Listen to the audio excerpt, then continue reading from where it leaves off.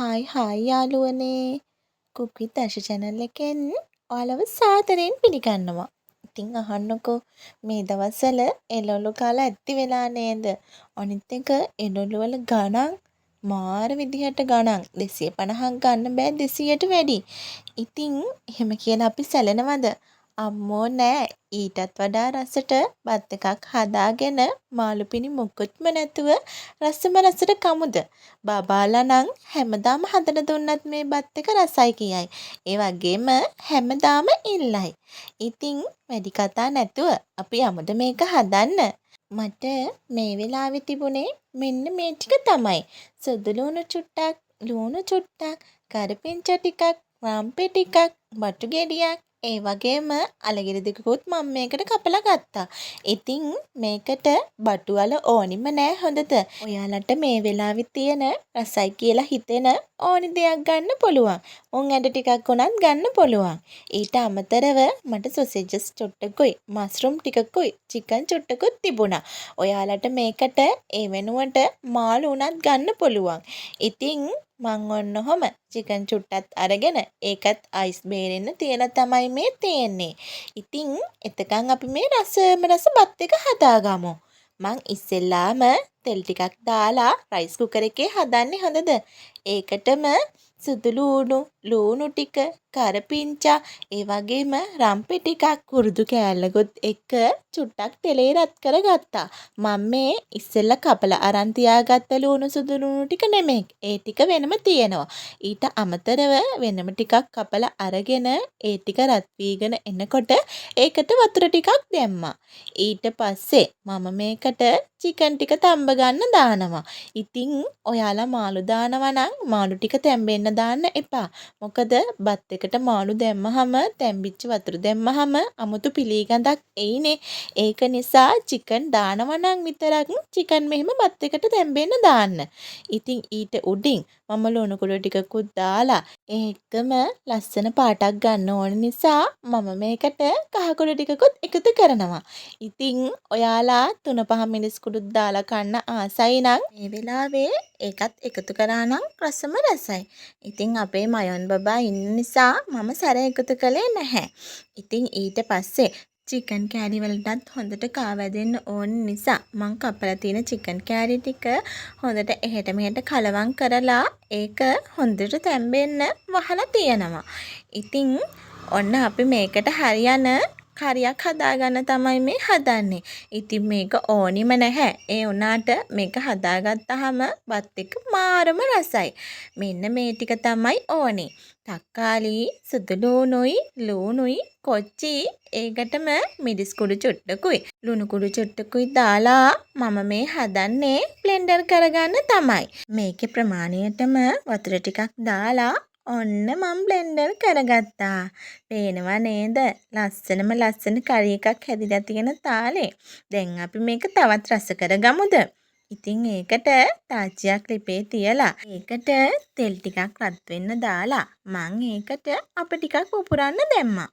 අප ටික පුපුරගෙන එනකොට මං අර අපේ බ්ලෙන්ඩර් කරගත්ත තක්කාලි කරි එක තමයි මේ එකතු කළේ. ඉතින් මේ වෙලාවේ ඔයාලට කරපිංච ටිකක් උනත් දාන්න පුළුවන්. ඇත්තටම මට ඒක අමතක වුණා. කරපිංච දැම්මහම සුවඳ වගේම රසක් තියෙනවා. ඉතින් මේකත් මෙන්න මෙහෙම පැහීගෙන එනකොට මම බාගන්නවා. දැන් ඉතින් තියෙන්නේ අපිට බත් එක හදාගෙන මේක එක්ක කන්න තමයි. ඔන්න ඉතින් බාස්මති හාල් ටිකකුත් මං අරගෙන ඒකත් පැය කාලක් විතර පෙඟෙන්න තියලා හොදලා තිබ්බා. ඉතින් දැන් මගේ චිකන් ටික තැම්බිලා ඉවරයි. මං ඒකේ කෑලි ටික බාගෙන දැන් චිකන් ටික බෙද ගන්න තමයි මේ යන්නේ. ඔන්න ඉතින් තාච්චියක් ලිපේ තියලා ඒකට තෙල් ටිකක් දාලා චිකන් ටික බෙද ගන්න තමයි මම මේ හදන්නේ.